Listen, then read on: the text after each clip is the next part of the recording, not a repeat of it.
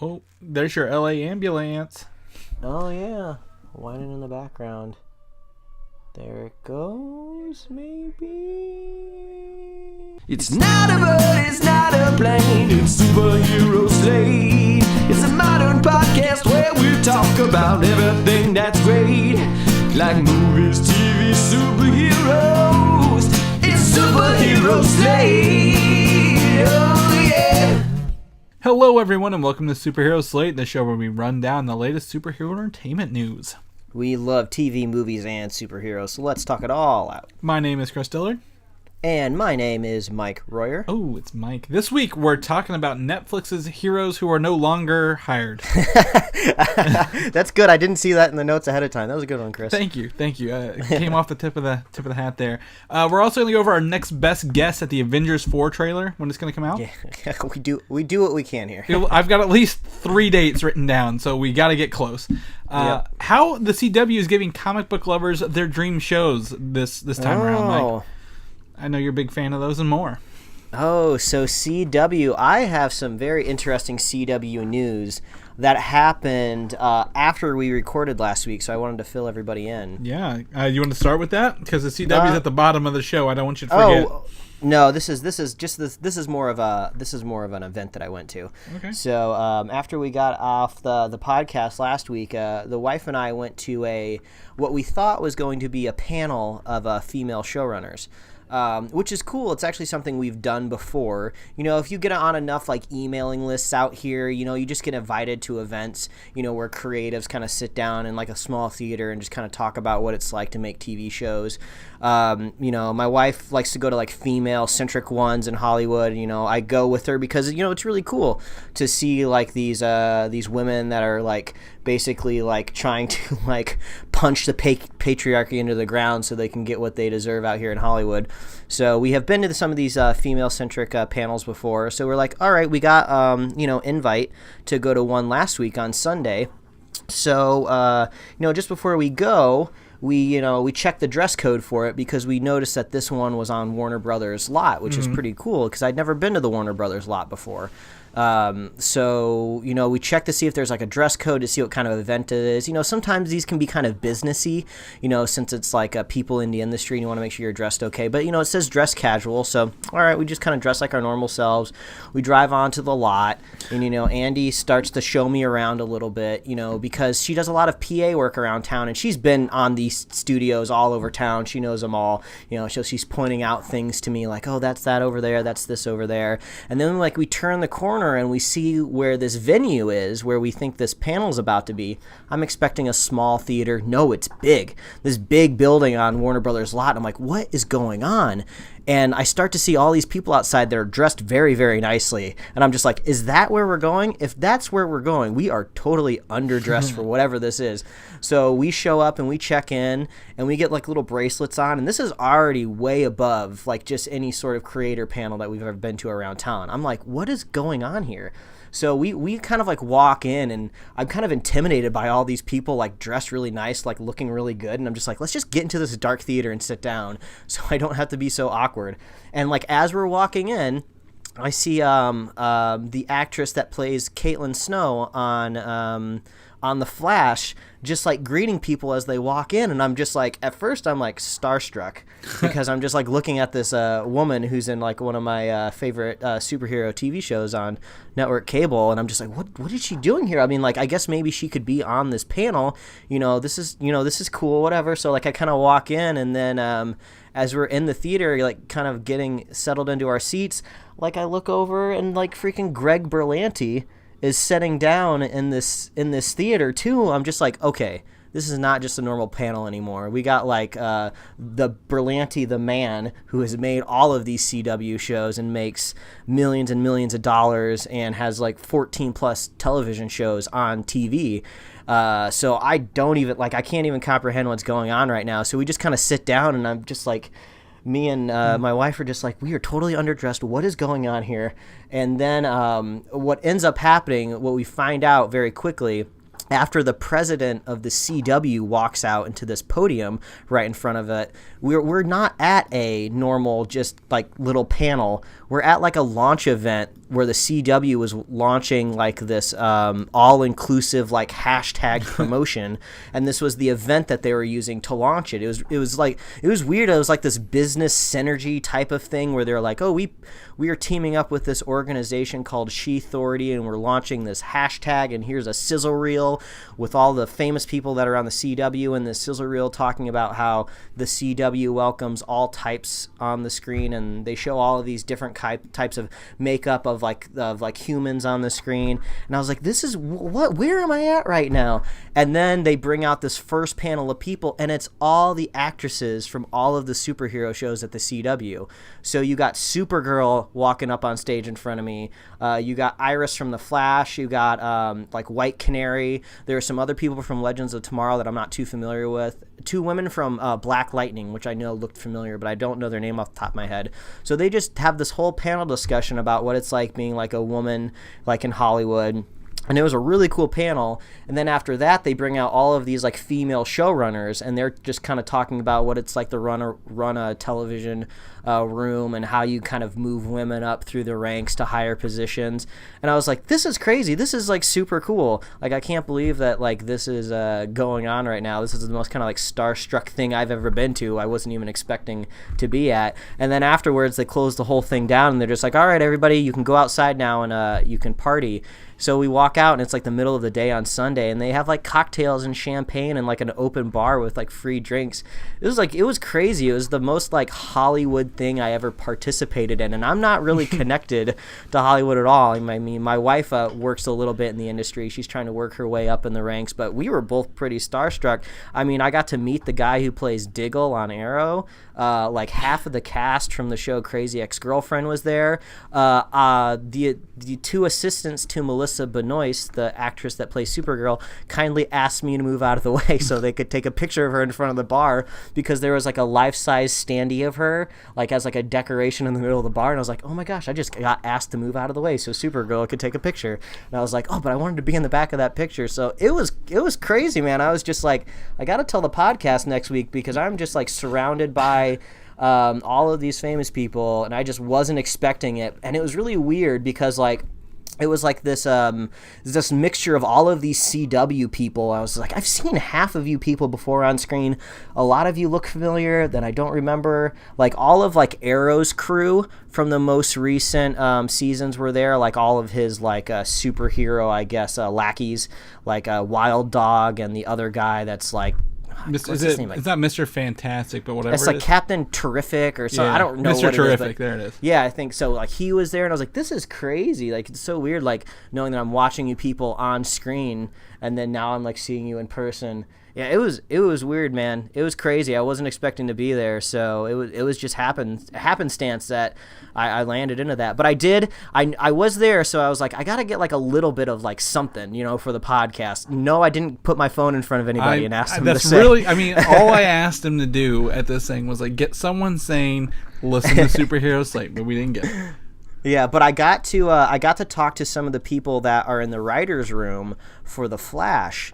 So, we were chatting with them a little bit, and their first episode of the season just premiered the other week. So I asked them, I was like, how quickly do you guys run to the internet to see what the response is? Because I was like kind of curious, do they like to like take a step back? Do they just want to kind of work within their narrative bubble and make sure they're telling a story that they want to tell? Or do they go out and do they try to see what the audience is saying maybe like a week later? And they're like, oh no, we were there on the live Reddit thread when it was airing, watching what everybody was saying. So these people out there in the writers' room for these TV shows, I think it's safe to say even outside of Arrow, they are on the pulse of the internet. So I guess if you're just shouting into the void on Reddit, somebody in a writer's room might be reading it. Yeah, make sure it's on the live feed though of the day of. Make sure you're putting it in there. That's where they're. Yeah, you got to get your thoughts in there.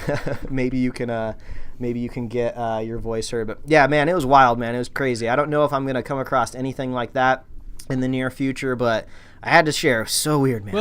Well, I could tell when you were texting me that you were like, you felt. I could feel the stiffness in you, like when you were texting me, like you were like, I kind of don't know what to do, kind of thing.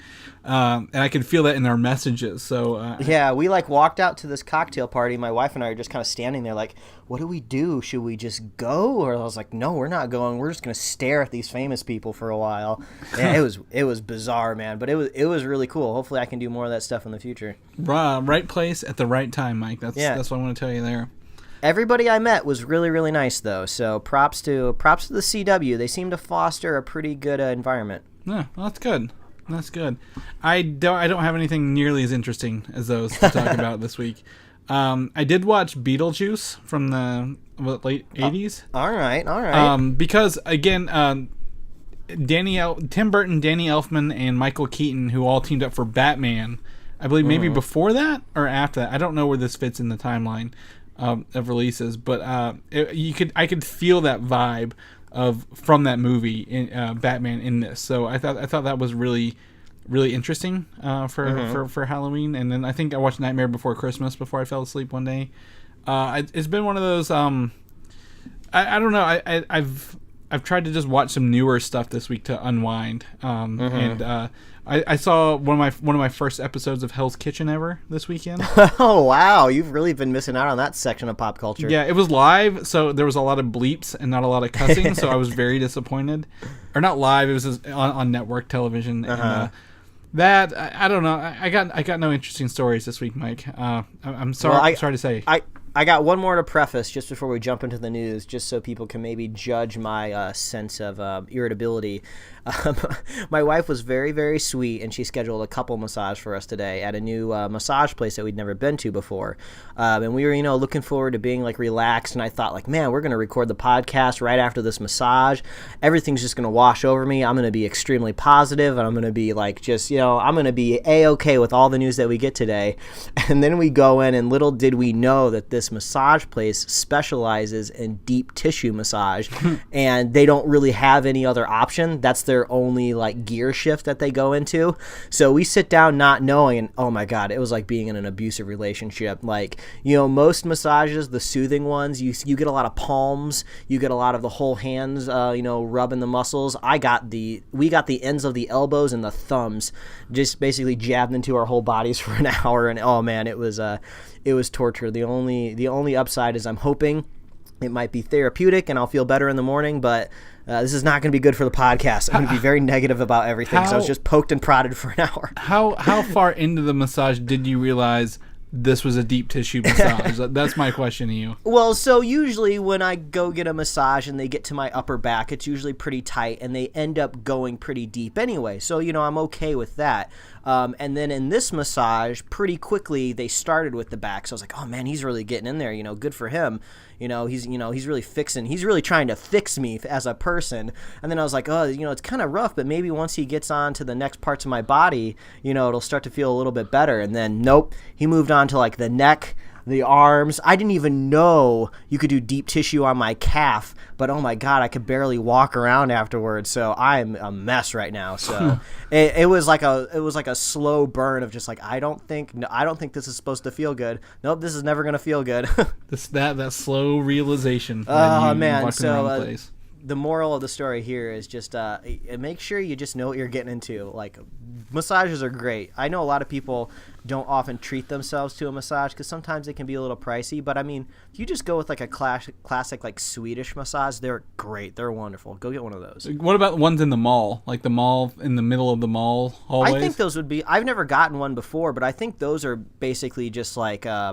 They're just kind of relieve tension from like your shoulders and your neck. So I don't think they're really going deep tissue there. They're just trying to get you in and out in like 10 minutes. Oh, okay. I think they're just trying to hook you so the next time you come back to the mall, you get more. You can do it again. Yeah. All right. Well, 14 minutes later, we're ready to talk about news, Mike. Let's get into this. First and foremost, on Friday, Daredevil Season 3 dropped. Ooh, snuck up on us. I did. I'm not going to watch this yet because it is my wife's birthday this weekend, not because I'm protesting this show like the other ones. So my wife's birthday was this weekend, so we've kind of been out and about literally all weekend.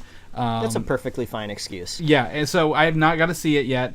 However, you've got to see one episode, and friend of the show, Brian Smith, watched the whole damn thing this weekend. So I want to go ahead and get your thoughts on what you thought, Mike, of this first episode. Yeah. Are you saying watch it, don't watch it? I don't know. Oh, definitely watch it. I just love the themes that they play with in this first episode. I love seeing Matt Murdock back on screen. I love Charlie Cox. There's actually not a whole lot that happens in this first episode, but they just do a great job making it really compelling. You know, obviously, if you know where we left off last with Daredevil, he was crushed by a building. So they actually move pretty quickly to kind of getting him back onto the screen and, you know, trying to get, you know, back on his feet. You know, I won't really divulge any more, but I just love being back in the Daredevil universe. It just seems like, within this first episode at least, it just seems really stripped down and bare again. You know, not just him being back in his like classic season 1 suit, but, you know, there's just not a whole lot of dangling threads, at least in this very first episode. So it just seems very straightforward of just like one man and his like superhero abilities, you know, just trying to get back out into the streets. And it just felt like gritty. You know, it had like, you know, really punchy lines. You know, you didn't have any like goofiness. You didn't have any mystic goofiness that you would get from, you know, Iron Fist. You know, you didn't have any like almost unintelligible Jamaican accents like in Luke Cage season 2 subtitles required. That you could barely understand, you know. So yeah, it was really great. I'm really looking forward to what's to come, because like I said in that first episode, not a whole lot happens, but man, it just felt like good television, which is something that I, you know, haven't felt in a Netflix superhero show in a bit. Well, so looking forward to the rest of it. Okay, good. So it's been 18 months since Daredevil season 2. In that time, we've gained other shows. We had to team up, and we've lost a show. So I'm definitely really excited to get back to something, you know, familiar and something like that. Friend of the show, Brian Smith, he said that you better hurry up and go buy all the turpentine you can, because you're going to be glued to your seat when you start watching the show. What a review! He's really going for the headline there. Yeah. Well, we always, despite how much I loathe watching Iron Man 2, Justin Hammer's line when he says, the printers are about to run out of ink because we're gonna make headlines, kind of like that joke is always been our long running jokes. So I'm really excited to watch Daredevil myself. I do have a means to watch it, so That's right, because you canceled your Netflix subscription. Exactly. And because I canceled my Netflix subscription, we have to talk about this next topic, because I am the reason this happened, Mike. Yep. Single-handedly. This is it. Luke Cage is officially canceled on Netflix as well. You were the straw that broke the camel's back. They just needed one more tick in their analytics to cancel it, and it was you, man. Yeah. So not only in 18 months from Daredevil have we had Jessica Jones Season 2, Defenders, Iron Fist Season 1, Iron Fist Season 2, I'm pretty sure we had Luke Cage Season 1 and 2 as well. But we've also lost those shows just in time before Daredevil came back. So did we, when we recorded the show last week, was Iron Fist canceled at that point in time too? Iron Fist was canceled officially 2 Fridays ago from us, and then this one, Luke Cage was canceled this Friday. Gotcha. Now, Iron Fist, we know why Iron Fist was canceled. That show sucked. It was not getting hits. People weren't watching. They shortened the second season to 10 episodes. Like it was just too little, too late. They couldn't recover. Yeah, and a lot of people have said season 2 was an improvement over 1 in the Defenders. Again, too little, too late, like Mike said. Luke Cage, apparently there's been a ton of pre-production woes on season 3. Like they've had a writer's room. The showrunner, I think, what was his name? Chio Coker, I believe it was. They were working on this show, but there's been Netflix was not happy with any of the scripts that were being turned in. It was going slow, so they just decided to go ahead and just can it because of all this stuff, not because Luke Cage didn't get those numbers or have the audience. I'm sure that probably didn't help either, but there has been some confusion. I'm like, last week I'm pretty sure you mentioned, hey, is Marvel like slowly choking these shows out of Netflix? Both Marvel and Netflix have confirmed this week before Luke Cage was canceled that they are in fact Netflix's own shows to cancel. Marvel can't cancel them unless Netflix says so. So yeah, I would assume it's some sort of lighter version of the contracts that they have done in the past, with their rights of like Spider-Man over at Sony. Obviously, I'm sure that they've learned from their mistakes that, nobody thought back in the day that giving the rights of Spider-Man over to Sony with like basically in perpetuity. As long as you keep making them, you can hold on to Spider-Man. They're probably not doing that anymore. Yeah. I bet that there's some sort of clauses in the contracts at Netflix where it's just like, well, yeah, you can keep making them as long as you want, or for the next 20 years. But, you know, if we pay you a penalty of like, I don't know, $15 million, we can get all these characters back and there's nothing you can do about it. I'm sure there's clauses like that in the contract because Disney and Marvel, they're not going to make that same mistake over again. They want to keep control of their IP. So it's interesting to know that, you know, even after all of this, they can still do what they want with Netflix, you know? Yeah. And Netflix, I mean, the rumor is that everyone wants them to be a Heroes for Hire show. And there is nothing saying they can't do that, but there's also nothing saying they will do this. And Heroes for Hire is the team up between Iron Fist and Luke Cage. Right? Yeah, and everyone, from what I guess, you watched Luke Cage season 2, right?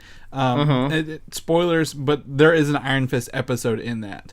It's not very good, actually. It's not that good. Yeah, so, that episode is not. Yeah, so the thing is, like, if they're gonna do this, I mean, we love our team up movies. Thor Ragnarok works because the Hulk is in it, you know, and it's a team up. The Avengers movies, always solid. Civil War, you know, even Winter Soldier is a team up movie for superheroes. There's no reason this can't work, but I mean, maybe if they take the cost that Iron Fist and Luke Cage was gonna, like, they already put the money aside for Luke Cage. Maybe if they pull that back in and just do this Heroes for Hire show instead of it, maybe that's the way it would work since they've already budgeted it. Now, will it happen? I don't know. Yeah, the thing that confuses me about all of this is I don't understand Netflix's decision to announce the cancellation of the shows. Of course, if they have total control over whether a show gets canceled, you know, or whether they make more seasons, why would you announce to the public that you're canceling Luke Cage 2 weeks after Iron Fist? One week, actually. On the weekend Daredevil comes out. It just seems like it's not good press. Like, why would you kind of cautiously overshadow your, you know, premiere of one of your top tier superheroes, Daredevil, with the news that you're canning these other shows? And I mean, like, yeah, they could have all this plans for Hero for Hire, but, you know, just like the casual watcher of these Netflix shows don't know what Heroes for Hire is. They don't know that, you know, Luke Cage and Iron Fist like casually like team up in the comic books. They don't know these things. So I would imagine that people are just going to be like, oh, I guess these Netflix shows are on the rocks. You know, maybe I don't need to watch this new season of Daredevil if he's not going to be around for another season. So I think that's one thing that would be kind of worrisome. What I think is, you brought up a good point. Well, what if this is a marketing ploy, Mike? What if it is to get everyone riled up that these shows are canceled and then say, well, hold on, we're going to put them together. We brought them back. Yay, we saved them. I didn't think about that. I mean, and they did say when they canceled Iron Fist, they said that the character would still be around, just not the show. So obviously they have more plans for Finn Jones. The only thing that I would be confused about is both Luke Cage Season 2 and Iron Fist Season 2 ended in a way that I think maybe they could team up. But Luke Cage almost kind of ends Season 2 where he's in more of an adversarial role to the police. I don't want to say he's technically turning into a villain, but he kind of takes like this hard line at the end of Season 2, and you're really curious kind of how much of a hero he's going to be in Season 3. So maybe they could kind of pitch like a Iron Fist versus Luke Cage, maybe for like 5 episodes, and then the back half of the season they get together, maybe. I think maybe you're more concerned about continuity than they are.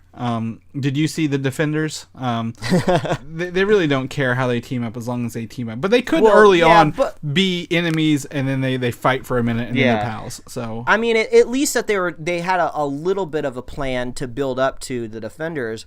But with Iron Fist and Luke Cage, they're in like 2 different worlds.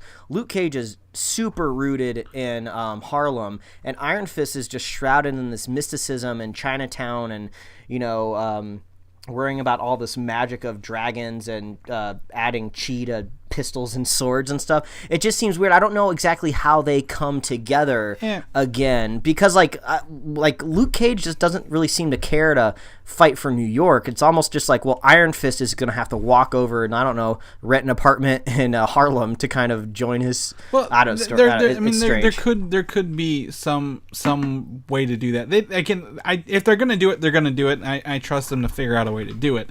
I would probably watch a Heroes for Hire show more than I would watch a season 3 of either of these, judging by how my watching habits of their season 2s, which are pretty much non-existent.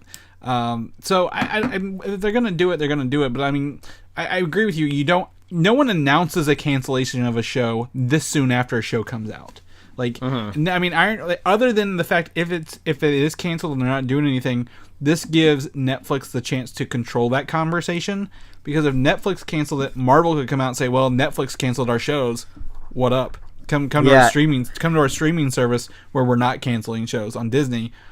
And there's always the theory that somebody forced their hand. Maybe somebody knew the news and, they're going to run to the Hollywood Reporter and they were just going to let it leak out and then they would have that. So maybe they just wanted to get in front of that. But at the same time, again, I think you made me think of a good point here. They're doing it as a promotional thing because the Luke Cage cancellation says always forward, like Pops used to say in the show. So if it's always forward and his story's not over, maybe this is leading up to a 1 or 2 week scenario where they announce the Heroes for Hire is coming, because they're kind of they need to. I think Punisher's finished and then Jessica Jones season 3 is filming maybe. So what's next? Like, is Daredevil going to get a season 4? I mean, I always imagine Marvel stuff with trilogies, not 4 pieces, but this is TV and we've never had a season 4. And it's safe to say once the Disney streaming service is up and running, I don't think Disney is going to throw them bones anymore. I don't think they're going to actively try to get in their way and sabotage them, but if they want to, I know this is not going to happen, but maybe they want, like, I don't know, Doctor Doom to be in one of these seasons. Obviously, they're going to be like, no, we're not going to give you any cool villains ever. You're just going to have to find a way to make it work. Yeah. We'll see. Stiltman, season 4 villain of Daredevil. That's what we're gonna get. But yeah, Heroes for Hire could be on the potential, but I single-handedly canceled Netflix, people. I am very sorry. Did not mean to do that. Blame Chris. Blame me. Marvel Studios has also removed a movie from their schedule. This is a first. Well, not first. They removed Inhumans. But someone else took that spot. But they removed a whole date from their calendar. There's no movie attached to this, but they removed a whole date from their calendar on July 31st, 2020, I believe it is. So we are right now. We are only looking at 1 or 2 Marvel movies in 2020, Mike, and I am mad. I am mad about this. I don't want 2 Marvel movies. I want 3. Yeah, we're trying to run a podcast here. How are we going to get news with 1 less movie in a year? Yeah. So, but also, like, we were under the assumption these unannounced Marvel movies can be shifted around at any given point in time, Mike. But apparently not. Apparently these already have movies attached to them, and we're just waiting to hear what they are after Avengers 4. I like the idea that once this date was removed, every other studio in town was just like, run, get that date as soon as you can. Marvel's not putting a movie out there anymore. July 31st is a weird date to put a movie, though, if I was going to be honest. That's like the end of summer, and I'm not... Guardians 1 did it. I would say it's like the end of like premiere, like really primo summer. Like you want to get in like May, June, July. Like once you start to get into August and October, it's a little rough. It is, and they already have a May slot, and I believe they have a November slot that year as well. I'm gonna pull up our Superhero Slate upcoming movie release page that has already been updated to reflect all these Netflix and Marvel changes. By the way, Mike, nice. Yeah, late July always kind of feels like the Mission Impossible type of date to me. Yeah, something that's going to be good, but not necessarily like break records. Yeah, or like maybe like James Bond or something like that. Kind of feels like what usually comes out in late July. Yeah. So right now in 2020, on our movie release, we have Birds of Prey, which I think is a confirmed. Cyborg, which will not be happening. Gambit, which will probably not be happening. May 1st is Marvel. June has 2 DC movies for some reason. Fox had a couple slots in 2020. Now, if I took these off our release date, but if Fox is being purchased by Disney, maybe these slots will open back up for those are Disney dates now, people. Yeah, so June and October potentially for movie Marvel Studio Days, but we also have November. So May and November, that's a long stretch between movies. I don't like it one bit. I don't like this one bit.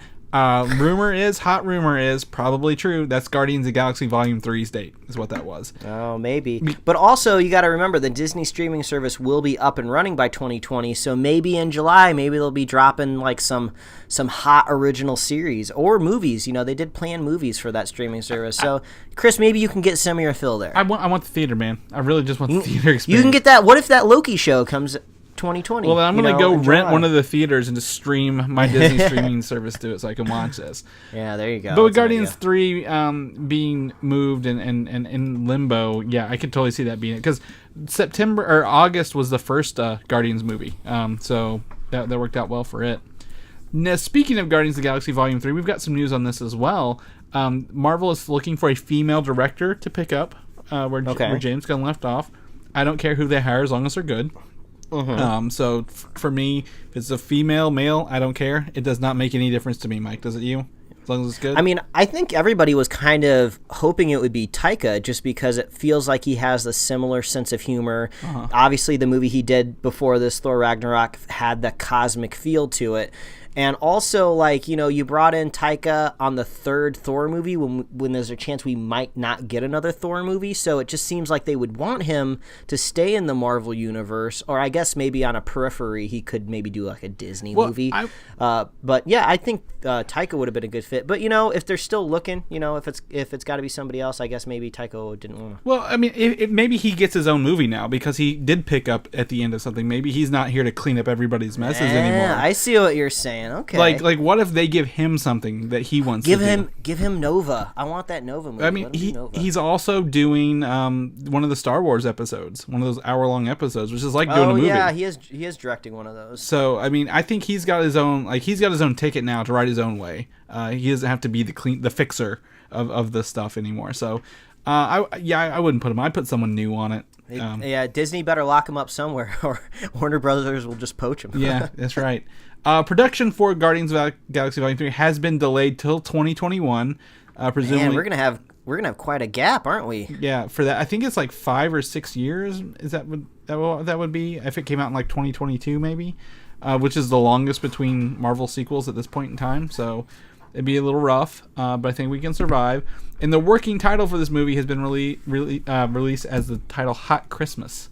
What does that mean? I don't know, but I like it though. It makes me all of this kind of makes me wonder if the last time we're going to see the Guardians might be next year in 2019 for Avengers. Yeah, and that'll be a while until we get an official Guardians movie. I guess it gives a lot of time for Adam Warlock to like power up and get ready. He's gonna hatch from his little cocoon. Yeah, he'll have a little time. If they use him. I don't know. They could go anywhere. I just think Marvel's probably got to rethink a lot of their movie release dates and how they're going to work forward, since James Gunn was kind of going to run the cosmic side of things for Marvel, or at least plan it out. So I expect there's some changes going back there. And Taika Waititi, Fantastic Four. I think that could work. I think in order to kind of portray those somewhat goofy powers on screen, maybe somebody that's a little self-referential with them, maybe that could work. Like funnier than the family movies from the 2000s, but like not as stupid and serious as the 2014 one. Yeah. I think it's just like you can't put a guy with stretchy powers on screen and take it seriously. So yeah. I don't know what he's gonna do. I actually, now that I think about it, since he hasn't been attached to a Marvel movie, I'm starting to get the feeling that maybe he will just do like a random Disney film or something. Maybe he'll be outside of the purview. The thing is, Marvel. The problem with that logic is Marvel hasn't announced anything other than Spider-Man after Avengers 4. That's true. We might get one of those D-Days coming up soon where they just announce like the next 10 years of our lives. Yeah, so like he could be working on one of the movies that we don't know about, because they've got a lot on their plate, and I think they're going to be having more as they move along. You know what? I'll reach out to Feige. I'll send him a copy of our logo so he can put the Superhero Slate logo on his timeline. Because, sorry guys out there, but if they don't keep making these movies, we don't have any material for the podcast. So we can. If Phase 4 and 5 gets announced, the next 10 years of Superhero Slate gets announced. Yeah, confirmed right here, right now. Yeah. Yeah, that's fine. So Avengers 4 is coming on the horizon, though. I'm very excited about Avengers 4, Mike, as is probably most of the internet. Even Marvel put out a thing says "Waiting for the Avengers 4" trailer, and it's that image at the end of Civil War, Vision in his like little sweater, like just tapping his fingers. So that was interesting. So there are leaked / rumored trailer descriptions all over the internet. They're all different. They're all, I avoided them all. They're all like, hey, some people are like, this one seems real, and some people are like, this one seems real, and I'm like, I've read them all just because I want them all to be so wrong, and I want to be so surprised. So I don't think any of them are right since they're all conflicting. But according to someone right now in the production side of it, the trailer is in DMR, digital media remastering, for a release in theaters. That's where they're fitting in all of the curveballs for us. They're putting a bunch of Hulks running around in the background that we won't get in the actual movie. Yep. They got to render all those Hulks, man. Or like I said, that's in the sequel. We just don't know it yet. That shot from that trailer's in 3. So yeah, we know they're doing fake things. I think part of this is also making it fit the IMAX screen size and all the other screen sizes appropriately. So they're doing that right now. So the presumed release dates are in fact thought to be either November 21st, the 28th, or December 12th on Good Morning America. I don't think Good Morning America is the right place to drop it. This is like a huge monumental trailer. I think you got to maybe not attach it to a morning show. Well, but at the same time, if you on Jimmy Kimmel. Well, that's the thing I was going to say. If you attach it to an evening show, then you miss like the whole day cycle. I guess maybe Good Morning America makes strategical sense. I don't know. Where do you... this almost seems like something that you hype. Like maybe you attach it to like a premiere of like a television show. Like I think they did that with one of the early episodes of the first season of Agents of S.H.I.E.L.D. I think they attached a trailer to it, and people were all excited for that. But at the same time, this is probably going to be like maybe 2 minutes long, so that takes up the whole commercial slot. There's a lot going on here. What is the date of Thanksgiving here in the United States? It is the 23rd or 24th. Okay, see, we had a similar conversation, I feel like 2 years ago with a trailer, where we're like, they're not going to put out a trailer a couple days before the holidays because it's cannibalizing all of that hype that they could have the following days of going into a holiday. But then I think you were the one that said, or people can watch the trailer and go home and talk about it with their families. So we were trying to analyze all this, and I think it came out like maybe a week before Thanksgiving anyway, so it didn't even matter. But if I had to guess, maybe the 28th. Possibly. Okay. That's where I'm gonna put my money, on the 28th, kind of after the holiday, but just before December rolls around and everybody starts hyping up like Aquaman and stuff like that. So I am going to actually go the other way and do the 21st. I say this because I think we're gonna get a Far From Home trailer attached to Into the Spider-Verse in December.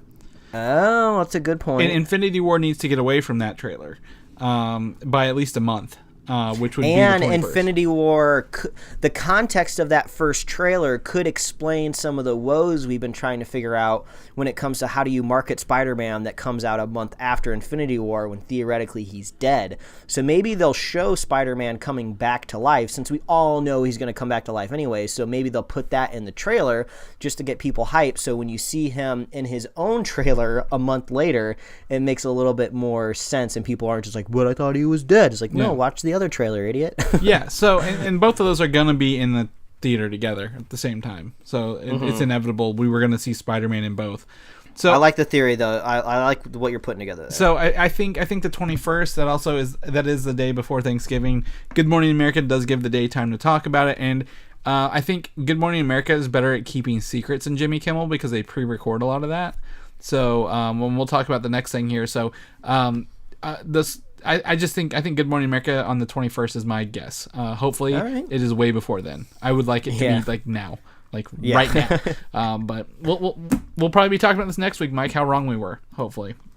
So, but Spider-Man Far From Home on Jimmy Kimmel, Tom Holland came out on a new suit in this to celebrate the wrapping of filming of this movie.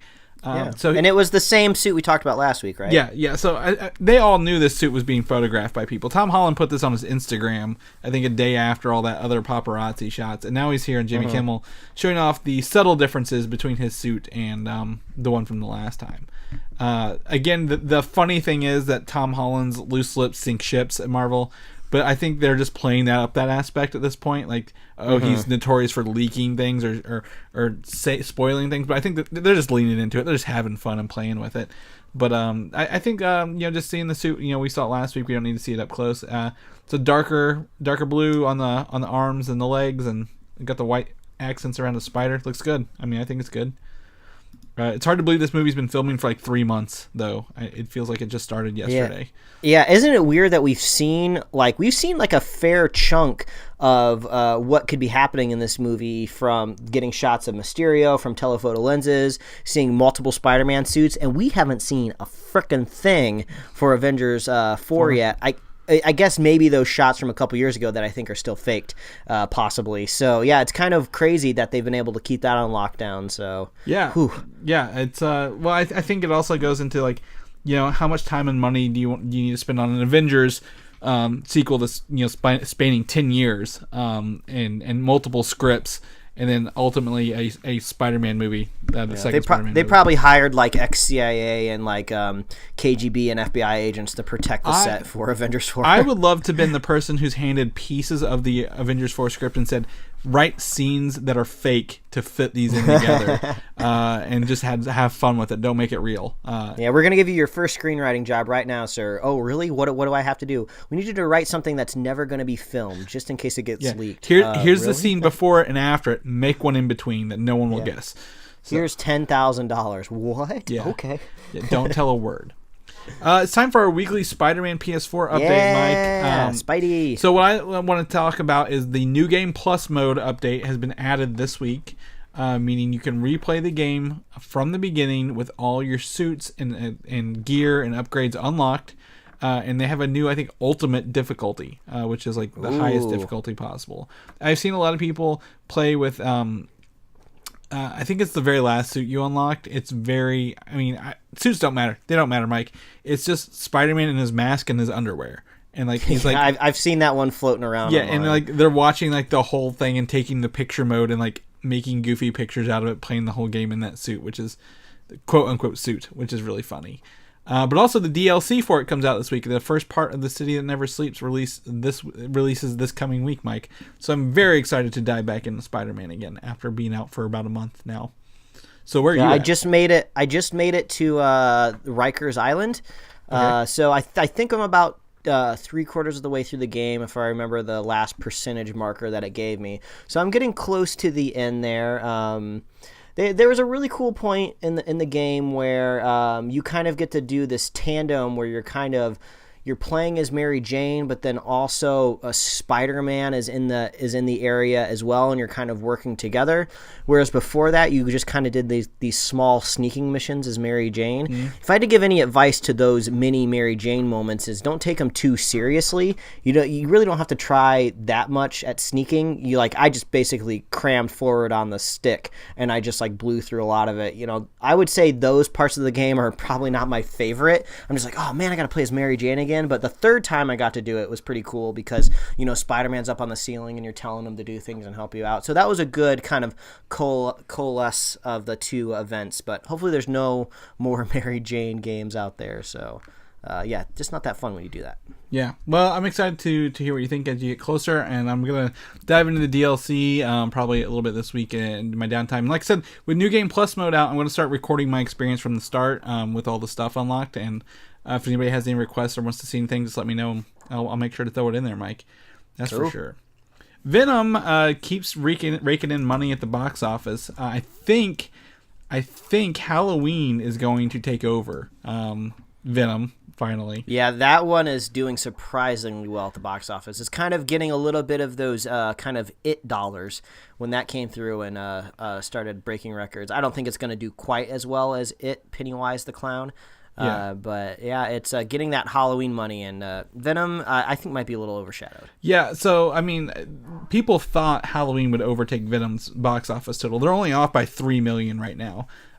So Halloween is coming in strong, in that regard. And I think, is it R-rated? Yes, it is. It is an R-rated movie, but it's had how many movies? There's 8 Halloween movies in the total franchise, I think. But this is one of those movies Mike likes, the Blumhouse productions, the low budget films that the little movies that could, Mike. So, but I guess that's also a stick to Venom saying R-rated movies couldn't make almost 80 million opening weekend. Mm-hmm. However, Venom does have one thing for it that Halloween will not have for it, Mike, and that is a Chinese release this November. Ooh, I'm curious how this is gonna vibe with that audience over there. I think they like goo monsters. I think they'll get on board. Yeah, if you get any release in China, that's a big win. They only allow so many imported movies, I think a year, and they don't allow hard rated films either. So by Venom going in and taking the PG-13 approach, whether we agree with it or not, they're at least ensuring some of those dollars coming back on them. I do try to keep up with the kind of the worldwide box office, and I don't always remember the movies that are up there, but I think right now there is a Chinese movie in China that's doing really well. So Venom might have to compete with kind of something on its own home turf. So we'll see how well it does. I mean, I didn't really like the movie, so I don't really care either way, but it is kind of interesting to see what happens when an American film lands in China. Yeah, I'm pulling up here. The number one movie this month in China is Project Gutenberg. Is that the one you're thinking about? Yeah, it has like Chow Yun-Fat in it, I think. Yeah, it did really good its opening weekend, the 1st of October, but it's gone down about 50%. So we'll see if that holds up. I mean, just to show this, I mean, Ant-Man and the Wasp did really good over there.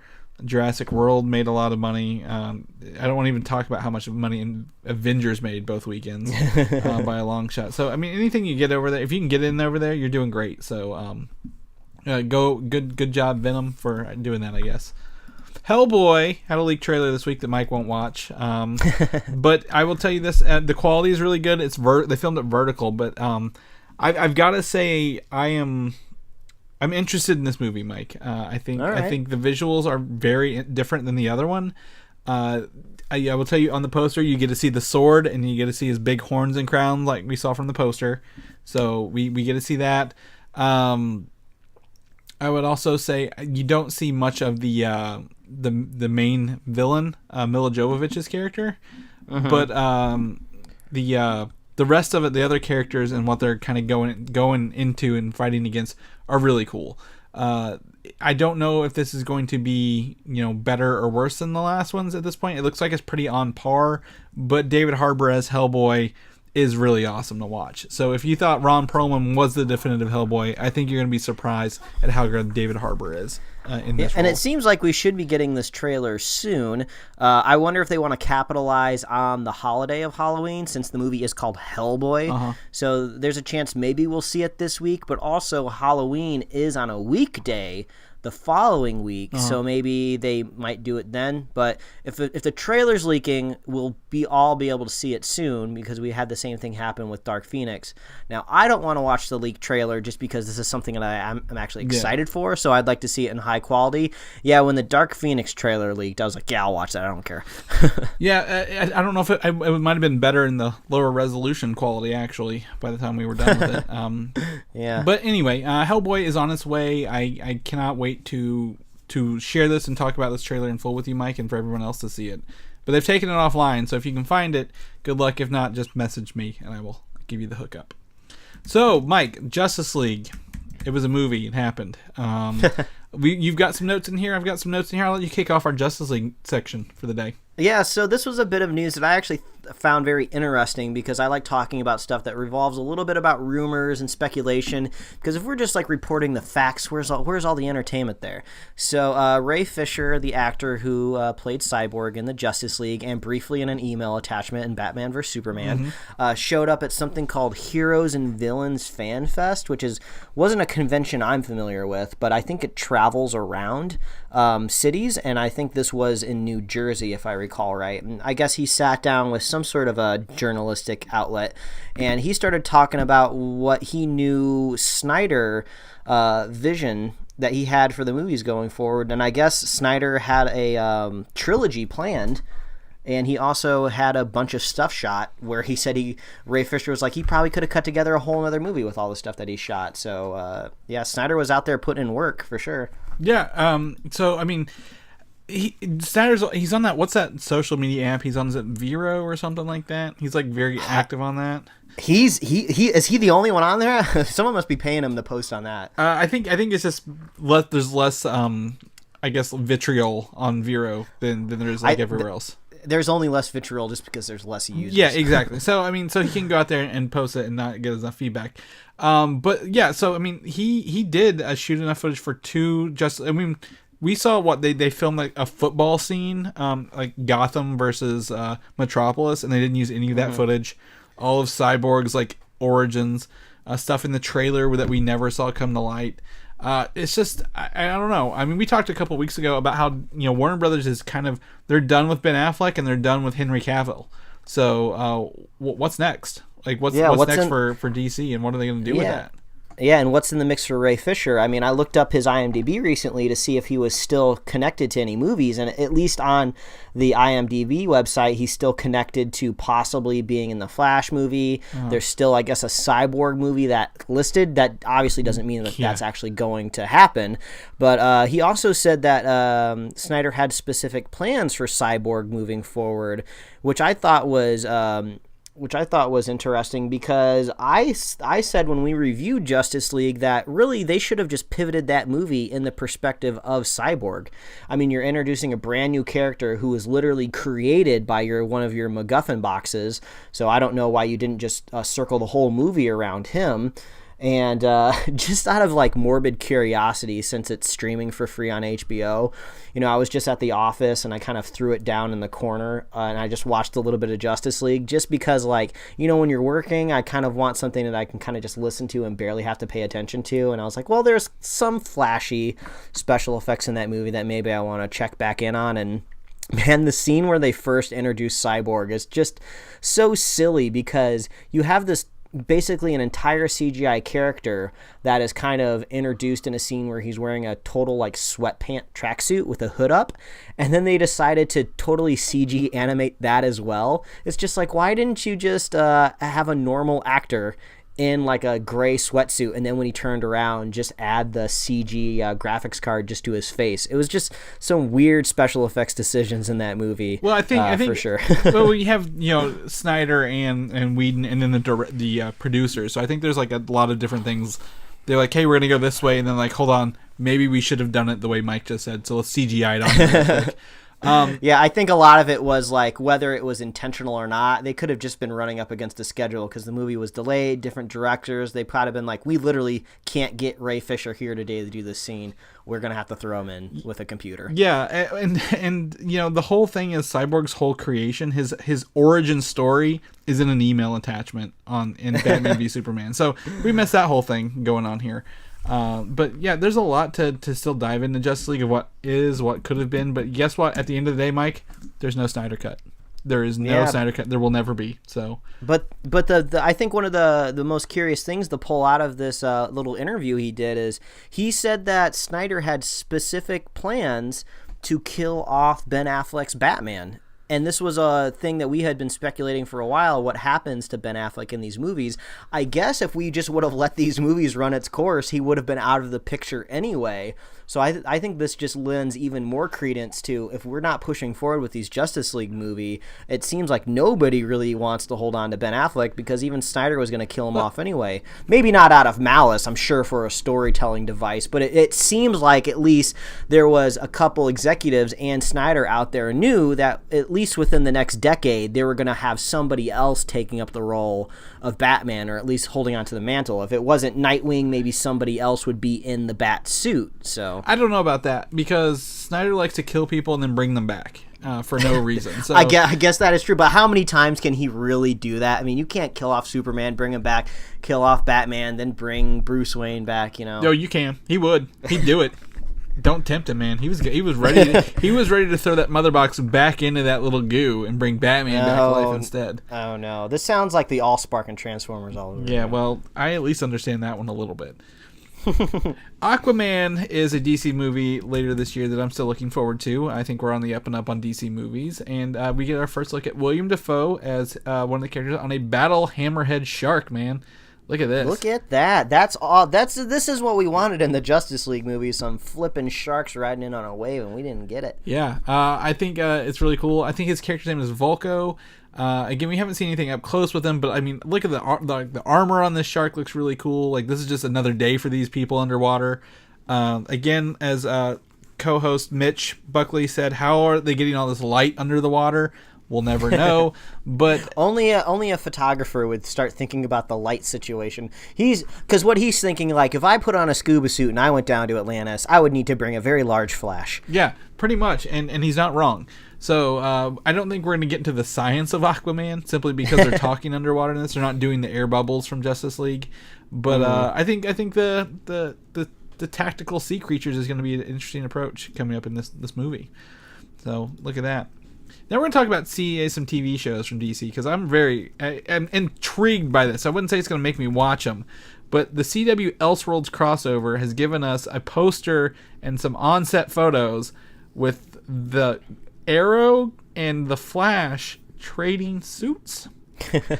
Yeah, they like to do some weird stuff in the crossovers, at least referencing the one from the previous years. Last year there were Nazi superheroes, yep. Which was very poignant for the political climate that we were in just a year ago.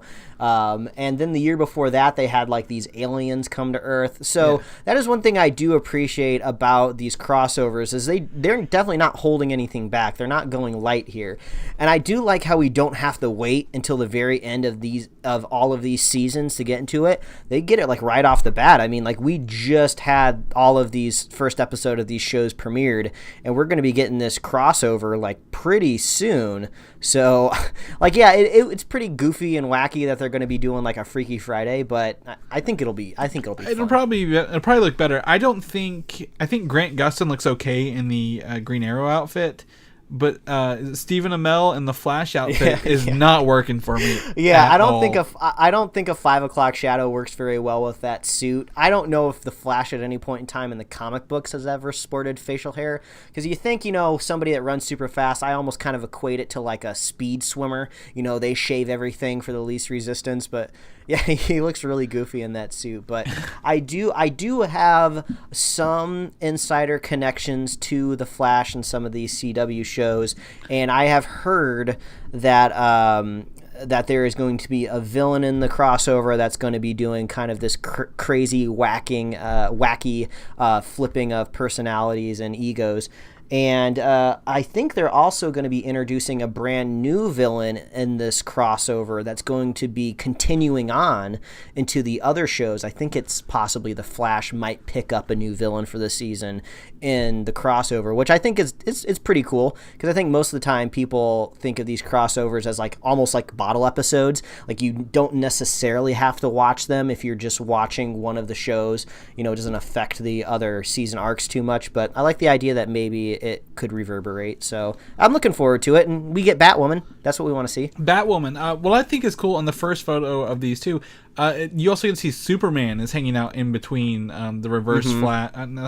He's not the Reverse Flash, because that's the character. The Arrow Flash and the Flash Arrow here. So that's really cool to see, all these people together on set here. But I think what's very interesting to me is that the CW, there's a rumor that we'll be picking up a Superman show starring Tyler Hoechlin, who is the Superman from the CW shows. Oh, so that's kind of interesting. It makes me wonder if one day we'll ever see like a legit Batman TV show. I mean, a Superman TV show could be fun. I don't know exactly what you do differently as opposed to Supergirl, just because their power sets are kind of all along the same line, very similar origins, Well, I think so, but I also think Superman is maybe a little more global than Supergirl. Supergirl seems to be like focused on her town.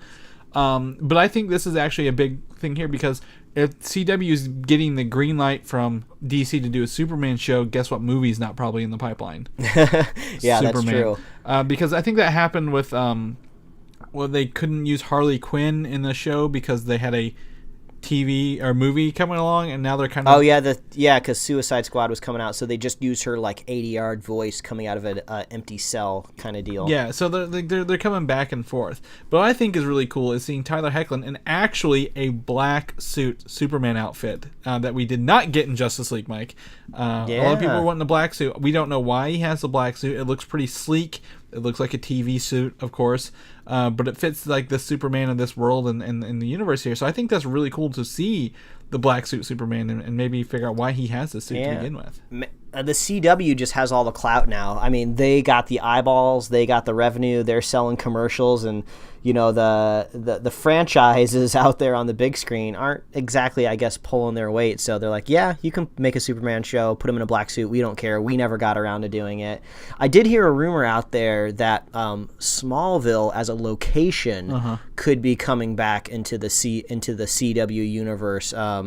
I don't think the show is necessarily coming back, but I think the similar sets and locales maybe that you could remember from the Smallville TV show. I never watched it, so I don't really know what to look for, but I have heard that rumor. Well, I saw the photo, actually. Grant Gustin and the crew were at the Smallville house, or the Kent house that they use in Smallville for filming this Elseworlds episode. Now, do I think that means Smallville, the show, is crossing over into this? Maybe not. But I mean, they technically could. I mean, if they're doing this whole Elseworlds, different Earths, maybe Smallville that happened a long time ago in our reality, maybe that was a universe. Well, I mean, there's definitely no doubt about that. Now, do I think they're doing that? No, I think that having the same Kent household is just, it could be the same house in multiple realities, is what I'm saying. So I don't think they're bringing Smallville into this yet, but they definitely could. I think whoever did the show Lois and Clark, those actors are like, yeah, we'll come back and do some more. Dean Cain needs some work. Yeah, so he's in Supergirl, isn't he? I thought he was in Supergirl. I thought they brought him back. He's a nice guy. My wife has actually met him from some of the jobs that she's done out here, and he's apparently a great guy. Oh, that's cool. That's good. Well, he should be. He's Superman. The 90s Superman, at least. But on the end note of this, Supergirl is adding a villain later on this season, Mike. Lex Luthor is coming to Supergirl as a villain, actually in person. How bald will he be? Are they going to try to gussy him up like Millennial style, and maybe they'll give him a man bun? Who knows? Oh, I think they're going to stray very, very far away from the Justice League Batman v Superman approach as possible. But with also Lex Luthor coming into Supergirl, could that be a debut into a Superman TV show as well? Is this all tying in together somehow? So much in the works, and who knows, maybe they'll put the Superman show on like the DC Universe app or something just to kind of get some crossover between audiences. Because, I mean, the CW only has so much room for superhero shows. What is he going to be, like a Saturday night show or something like that? If you think of it as they're doing it only during debut season, yes, but what if they start adding shows year-round? Like in the off season, maybe. Because isn't that kind of how Legends of Tomorrow works? It's not on all the time; it's only on sometimes. Like maybe, I'm not sure. I mean, people don't go on vacations anymore; they just want to stay home and watch TV during the summer. Yeah, so. I mean, everyone binges it anyway when it's done. But if Lex Luthor is now coming to Supergirl, I'm also thinking he's not going to be coming back in the movies anymore either, Mike. That's usually when they let him come back to TV. That means they've given up on him in the movies, or they're doing a billion of them. Like the Joker, because the Joker's now in Gotham. Yeah, and it just doesn't matter. Yeah, so it's one of the two. It's never in the middle. Lastly, Titans, the season 2 came on Friday. I'm not going to watch it yet. I'm very excited to. But we've got some comic accurate outfits revealed from a little preview they were doing for this show. So for those of you who are very butthurt about how the characters like Starfire and Raven look early on, there are reasons in this episode why they don't, but here's a look at a more comic book accurate Starfire for you, Mike, with her purple outfit and orange hair. I need to check out this show. I haven't seen any of the episodes yet. I think since there's only 8, I almost feel like I can just wait, I can just wait 6 more weeks. I guess maybe 5 more weeks now until they just all come out, and maybe I'll just binge them all. Yeah, there's only been 2 episodes. So I think it's still 6. But Starfire, and then the Raven one, a little too much midriff for me, Mike. I'm feeling a little uncomfortable with all the skin. But no, she's got the tattered wings on to kind of look like a raven, I guess, in her full-on goth attire and hoodie. So I also noticed I don't think she has blue hair in this picture either. Do you think it's as pre-blue hair, post-blue hair? Do you think it's going to be gone, or they're going to keep it for later? You know what? It doesn't matter. Is it CGI'd? Is the hair CGI'd, Mike? If you don't like it, all you got to do is just go watch Teen Titans Go to the Movie. Because, man, I still can't. I follow a couple of the artists on Instagram that worked on that movie. So they've been posting up their kind of like animation progress, like per scenes. This one guy who kind of worked on the homage to the Lion King, where like the Flash is like eating grass and stuff, which is really funny. So I got to see some of his like animation breakdowns for how he worked out the scene, and this other guy who worked on the the scene where Robin was just like, "I'll say my iconic catchphrase of crack an egg on it," and then he goes, "Caw!" Oh man, it's just so funny revisiting that stuff in my timeline. Man, I love that movie. It was so good. I'm so glad you did. I didn't think you'd ever watch it, and I was very sad. But now that you've watched it and you love it, I feel justified in my belief in this movie, even though no one else believed in me. So you just understand me, Chris. You get me. I get you, and I'm glad you get it. I'm glad you did it. And also, Titans is 12 episodes, buddy. Don't sell it short. It's I thought it was only 8. It is. Wow. It is 12. I was like, I think 8's kind of short because Doom Patrol's in 5. And the episode called Donna Troy is number 9. Are you sure? Where are you getting your news from, sir? Wikipedia. I thought it was much shorter. All right. Well, I can't. Well, anybody can edit that. Yeah, well, it's giving me 9 episode titles right here with the release dates. I don't know what you want from me, man. Here, is it better if I just click on one of these and figure out where they got their information from? Is that gonna make you feel better? I need to do your cross-check, fact-checking. I need you to bring in the source, interview them in person. Oh my gosh! I'll follow them on Instagram and see their breakdown of the scenes. How about that? Well, there you go. Yeah, there you go, buddy. Yeah. Either way, there are 12 episodes, so we've got a little bit to go on this still. Yeah, I want to see this because the second episode was called Hawk and Dove and introduced us to Hawk and Dove, who I know nothing about. Oh, yeah, that's right. I saw that they were being promoted this week on Twitter into their episode 2. We'll have to see how it goes. If anybody's out there watching Titans, let us know what you think week to week. Yeah, I'm watching it. I think I like it, so whatever. Anyway, yeah, that's our news for this week, Mike. I think we've wrapped it up pretty well here. Nothing hard hitting out the gate, I believe, but I mean, it's here. If people want to know what you're up to and where they can find you, and maybe some of your animation breakdowns, where can they find that at? Well, they can find me at Mike Royer Design on Instagram and Twitter, and you can read my webcomics at pickledcomics.com. Chris, if people want to keep up with you, see what you're doing out there in the world, where can they find you? You can find me on Twitter, Valdan, Valdan, or Instagram, Valdan87. You can also head over to Comic UI. Getting ready for convention season next year already, Mike. I'm already applying for press stuff. Ooh, I think get it. I think San Diego is coming up. Ooh. I got to look into this so I can go again, or I got to go for the first time. Very excited about that. So yeah, if people want to know more about our shows, maybe listen to our review of Venom we did last week. Where can people find us at?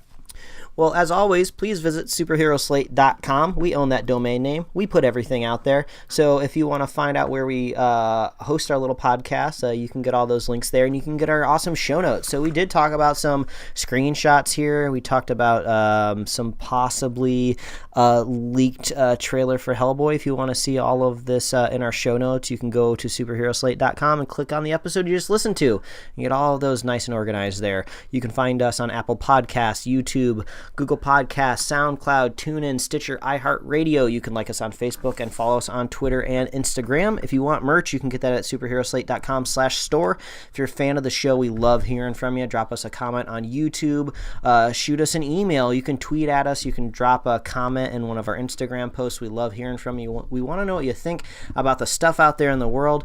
If you're watching like Titans every week, if you're excited for Aquaman, let us know.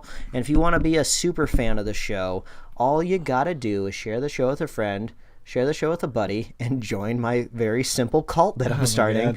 We're starting to vote on flavors for Kool-Aid. I know people out there are worried and curious what flavors there's going to be. Don't worry. This is an all-inclusive type deal. I'm going to have all types of drinks that I'm going to slip stuff into. There's going to be sugar-free. If you like aspartame, if you like Splenda, if you like real sugar, cane sugar, high fructose corn syrup, I'm going to have you covered. Don't worry. Don't worry about that. That's all on my end.